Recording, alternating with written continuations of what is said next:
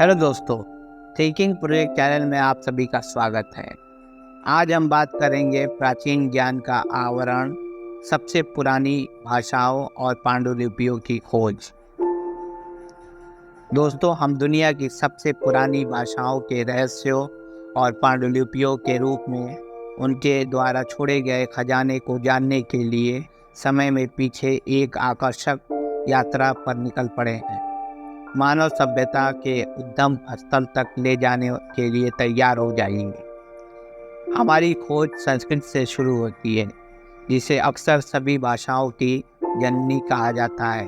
प्राचीन भारत में उत्पन्न संस्कृत का समृद्ध इतिहास वेदों, उपनिषदों और महाभारत जैसी पांडुलिपियों में संरक्षित है।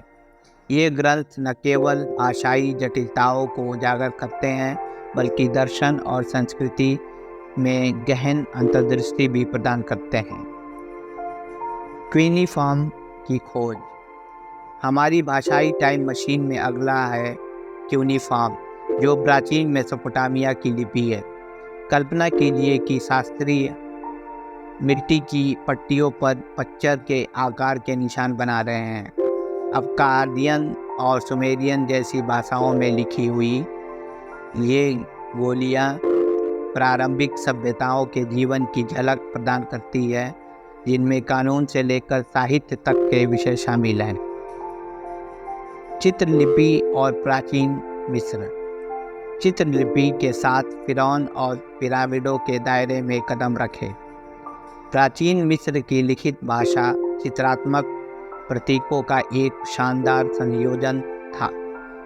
रोसेटा स्टोन एक प्रमुख खोजकर्ता है, जिसने चित्रलिपि के रहस्यों को उजागर किया, जिसने हमें देवताओं, फिरौन और दैनिक जीवन की कहानियों को समझाने की अनुमति मिली।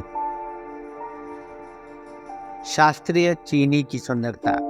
अब आइए शास्त्रीय चीनी का अन्वेषण करें, जो शाश्वत लालित्व की भाषा है। कन्फ्यूशियस ग्रंथों और ताओवादी दर्शन सहित इसकी पांडुलिपियाँ प्राचीन संतों के ज्ञान को समाहित करती है। पात्र स्वयं कहानियाँ सुनाते हैं, जो परंपरा में गहराई से निहित संस्कृति को दर्शाते हैं।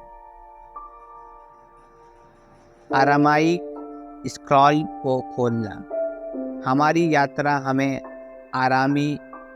आरामी भाषा तक ले जाती है, जो बाइबल ग्रंथों में अपनी भूमिका के लिए जानी जाती है।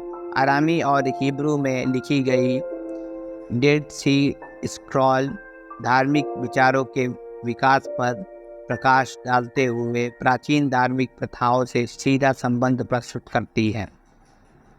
अतः दोस्तों, सबसे पुरानी भाषाओं और उनकी पांडुलिपियों का अध्ययन प्राचीन कोडों को समझने जैसा है, जो हमारे सामूहिक अतीत के दरवाजे खोलते हैं। प्रत्येक लिपि गंगा के तट से लेकर नील नदी के तट तक मानव सभ्यता की एक अनूठी कहानी कहती है।